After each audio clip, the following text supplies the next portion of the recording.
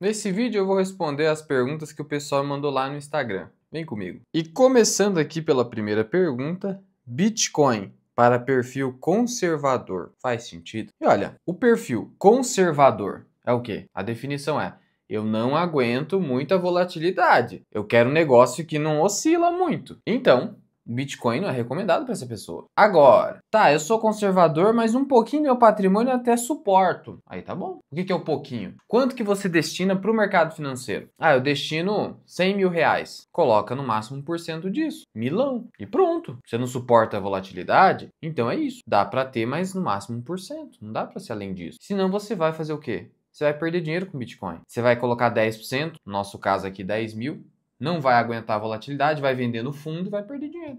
Então é assim que funciona. Agora, com 1%, mesmo que caia e vai cair, você vai falar, milão, caiu aí para 600 reais, tá? 400. Essa é a lógica dos perfis de investimento. Quanto você aguenta o tranco. Próxima pergunta envolve a Kepler Weber. Realizar lucro em empresa cíclica é obrigatório? Eu adaptei aqui um pouco a pergunta, mas por quê?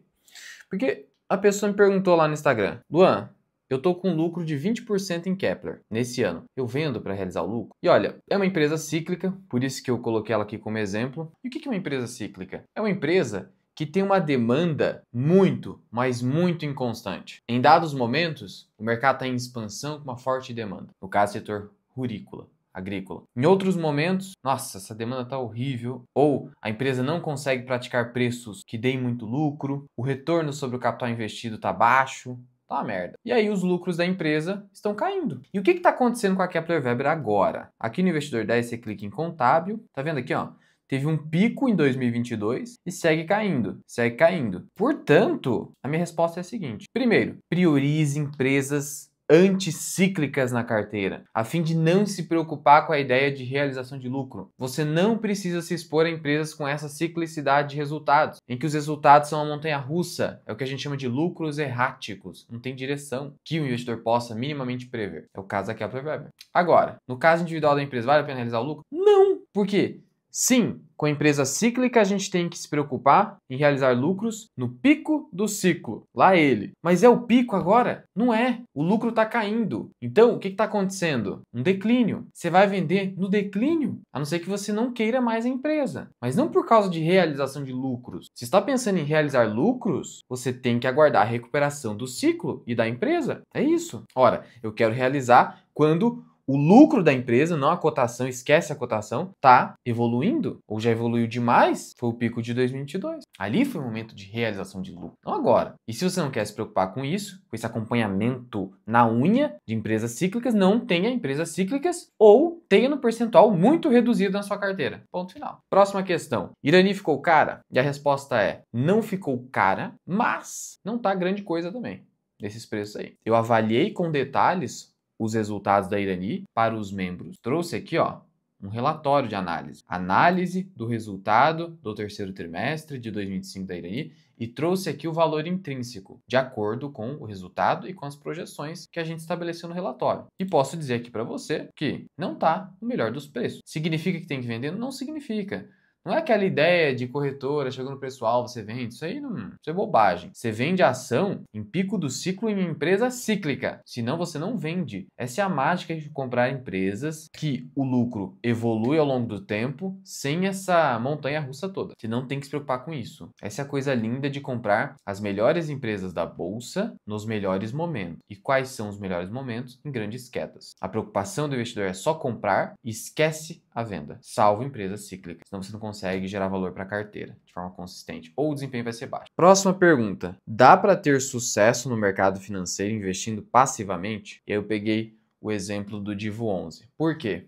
O que é investir passivamente? É só comprar e esquecer, Luan? Qualquer coisa? Não, não é isso. Não é compre, foda-se, deixa lá. O pessoal fala. Não, é você comprar fundos de investimento negociados na bolsa de valores, que a gente chama de ETF, que simplesmente seguem uma carteira teórica, que é o que a gente chama de índice. Só isso. E aí você paga uma taxa de administração pequena, relativamente pequena, por conta desse trabalho. Automático, né? A gestão ali só está replicando, reproduzindo, repetindo um índice pré-formatado. A carteira do Divo 11, que é um ETF do Itaú, cuja taxa de administração é de 0,5% ao ano. Ela segue qual índice? O IDIV, que é o índice de dividendos da B3. Então, é o índice da B3, que reúne empresas de dividendos, que inclusive, né, historicamente falando, tem uma performance muito boa. Olha só, em 10 anos, 370%. Isso foi quase o IVVB11, tá? Olha isso aqui. Legal, né? Um índice bacana. Gerou valor, muito valor. Ou então eu poderia simplesmente comprar só IVVB11, se eu só quero investir na economia americana, seja qual for o motivo, não estou recomendando isso. É uma forma, né? É uma forma de investir de forma passiva. E aí, de acordo com esses retornos, o que você me responderia, né? Pô, Luan, bom, né? Ó, 410% significa 17,7% ao ano de juro composto. Excepcional. Mesmo os 370% do Divo 11, 16,74% ao ano. Excepcional. Passou de 15%, já é excelente. Então a resposta é sim. Dá para você ganhar dinheiro de forma passiva, só passiva. Mas depende do que você considera sucesso. Porque a pergunta veio assim, sucesso. Sucesso é o quê? Ganhar 15% ao ano? É possível comprando esses ETFs de índice. É provável? Não sei, porque depende da economia. Se a economia americana não continuar evoluindo, você não vai ter essa performance. Depende da janela de tempo que você está falando também. Divo 11, será que vai continuar entregando esses retornos? Eu não sei. Agora, o que eu posso dizer é o seguinte. Se para você é suficiente seguir o desempenho do mercado, que pode ser de 12, 13, 14, 15 ou 16%, então, se a sua expectativa é essa, então tá tudo certo. Se isso é sucesso para você, então dá. Agora, se a sua definição de sucesso é vencer a maioria, aí, obviamente, investir só passivamente, você não vai ter isso. Você não vai ter isso. Porque, veja, o IVVB11 entregou todo esse retorno por causa da alta do S&P 500 aí, que vem numa expansão. Só que mais 60% do retorno do S&P 500 veio das Big Techs, das empresas de tecnologia. Se você tivesse montado uma carteira só focada em tecnologia, você teria ganhado mais dinheiro. Então, toda vez que você faz uma filtragem e você está certo, tem que estar certo, né? Você vai vencer os índices. Uma carteira com uma filtragem maior que a do Divo 11 teria ganho mais dinheiro do que o Divo 11. Só o Itaú entregou mais retorno. O dobro, praticamente. Então, entenda, a filtragem máxima, quando bem feita, ela vai vencer o índice de mercado. Quando mal feita, vai perder ou vai acompanhar. Que seja. Se você não se sente capaz de fazer isso, ou você não tem interesse, não tem disposição, sabe, não tem saco para isso, então, gestão passiva, entendeu? Depende do que você entende por sucesso.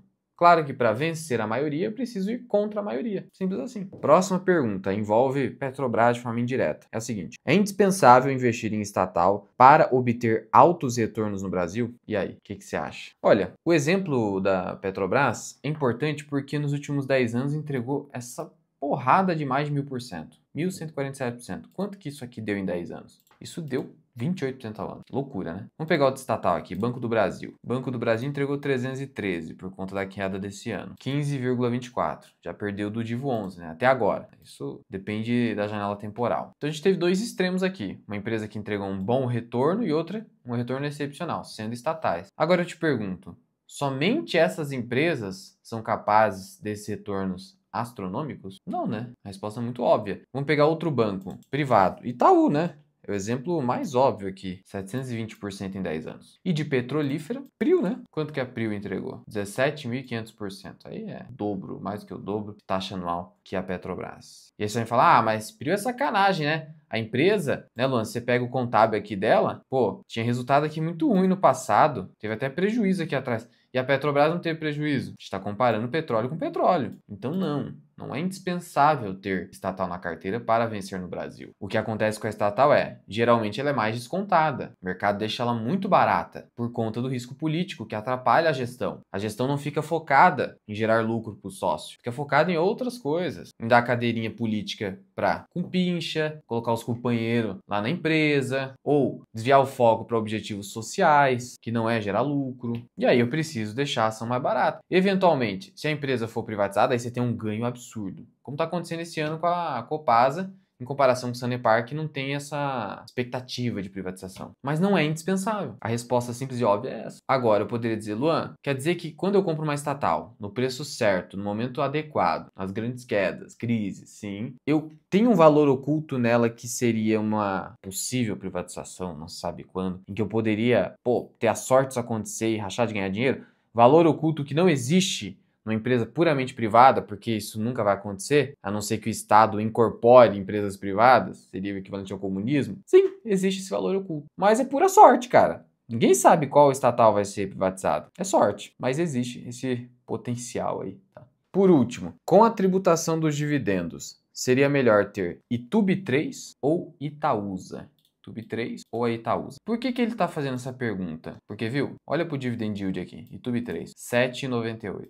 Itaúsa, 8,77. Ou seja, a Itaúsa, ela tem um dividend yield maior. Então, o retorno que ela entrega em dividendos é maior. E aí que entra a dúvida. Se os dividendos serão tributados no Brasil, a Itaúsa não vai reduzir o dividendo? E aí, eventualmente, não vai valer a pena, pensando no fluxo de caixa da sua carteira de investimentos, ter a Itaúsa? E olha, na minha visão, o foco não deveria ser esse. Até porque vai haver empresas que irão fazer o seguinte: irão aumentar a frequência de pagamento de proventos a fim de minimizar o efeito da tributação, que vai atingir quem ganha mais do que 50 mil, e outras, de fato, vão reduzir o payout. Poderia acontecer com a Itaúsa. Mas a Itaúsa é 90% Itaú dentro da holding, né? Então, na prática, se o Itaú reduzir, Itaúsa vai reduzir consequentemente. Então, se fosse para apostar no seguinte, qual vai continuar tendo um dividend yield maior? Provavelmente a Itaúsa, né? A holding é para isso, para distribuir mais dividendo. Então, isso não vai mudar com a tributação dos dividendos. Muito improvável que isso vai mudar. Mas, como eu disse, o foco não deve ser esse. O foco deve ser: eu quero investir em uma holding, uma empresa criada para investir em outras empresas, que tem 90% Itaú e 10% outras participações, ou eu quero investir diretamente no Itaú. Eu só quero Itaú. Ah, mas Itaúsa não é Itaú com desconto? Não exatamente, como é com a Bradespar em relação a Vale, porque só tem Vale no portfólio. E não necessariamente esse desconto de holding vai ser reduzido em algum momento, mas pode ser. Só que é um ganho que é pequeno, você pode ter. O maior foco, a priorização sua deve ser: eu quero ter só Itaú ou quero ter Itaú mais 10% de outras participações aproximadamente. É isso. E aí, a gente tem que adotar um critério prioritário e objetivo para determinar como a gente vai decidir o investimento. É isso. Ah, Luan, olhando para as outras participações da Itaúsa, não gosto tanto. Então não tem Itaúsa, Itaú. Ah, Luan, eu acho interessante se beneficiar do desconto de holding e ter também as outras participações da Itaúsa, que inclusive está com um belo desconto. Você fez até um vídeo recente, fiz mesmo, mostrando isso. Então fechou, Itaúsa. É só isso, não complique a questão. E provavelmente, como eu disse, o dividend yield vai permanecer mais alto, não sei se vai cair, porque o dividend yield depende da cotação. Se a cotação cair, o dividend yield sobe mesmo com o dividendo caindo eventualmente. Se a cotação cair mais do que a queda do dividendo pago. Pronto, resolvi. Não tenha mais essa dúvida. Eu quero ter Itaú na carteira, só o Itaú. Tô focado no Itaú, que inclusive tem relatório na comunidade. Ou quero ter Itaú mais outras participações minoritárias. Fechou. Agora, falando de tributação de dividendos, um tema muito importante, porque está no Senado e a maioria é favorável, eu não poderia deixar de te indicar aqui nosso parceiro, que é a Grana, que é um aplicativo indicado pela B3, então tem essa segurança, e é um aplicativo de imposto de renda para investidores. Deixa eu te mostrar o que tem dentro dele. E aqui está a tela inicial do Grana, finalista prêmio Reclame Aqui. O que tem nele? Primeiro, essa ferramenta aqui, ó, IR mensal. Essa ferramenta é muito bacana, porque tem o isentômetro. Tá vendo aqui? Ela tá pegando aqui dados de outubro. Tá vendo aqui, ó? 18.840 é o volume de vendas que eu realizei dentro do limite de isenção, para você não ter que se preocupar com isso. Aqui também consolida opções, se você mexe com opções. E se você tiver imposto a pagar, tá tudo aqui. Ele já emite a DARF para você, automático. Ele já calcula a compensação de prejuízo com lucro que você teve na bolsa. E se você deixou DARF em atraso, ele vai pegar desde 2020, então ele vai puxar para você, senão você vai ter pendência com a Receita. Ele vai puxar para você. Então, essa ferramenta que automatiza o imposto de renda da Bolsa de Valores. E ainda você tem a declaração por preenchimento automático, que assinando agora o Plano Mais Grana, você garante o preenchimento automático no ano que vem. Então você assina por um ano, no plano mais completo, e já tem essa ferramenta de declaração e o IR mensal. Além de ter aqui a parte de dividendos, né? Você consegue acompanhar dividendos da carteira. Isso aqui já vem junto. Então você assina o Plano Mais Grana, tem a declaração por preenchimento automático, em que você faz a declaração do imposto em menos de 5 minutos, e ainda o IR mensal, que vai resolver esse seu problema aí de imposto de renda na Bolsa de Valores. Emitidarf que já paga tudo de forma automatizada. Então teste o Grana, baixe, vou deixar aqui na descrição e no primeiro comentário fixado, e assinando o Plano Mais Grana, aproveitando agora a promoção da Black, você vai utilizar o cupom BLACK e vai obter um desconto de R$120, assegurando todas as ferramentas. De novo, link aqui embaixo. E aqui em cima, eu vou deixar um vídeo para você, onde eu mostro como você faz essa declaração por preenchimento automático do Grana em menos de 5 minutos.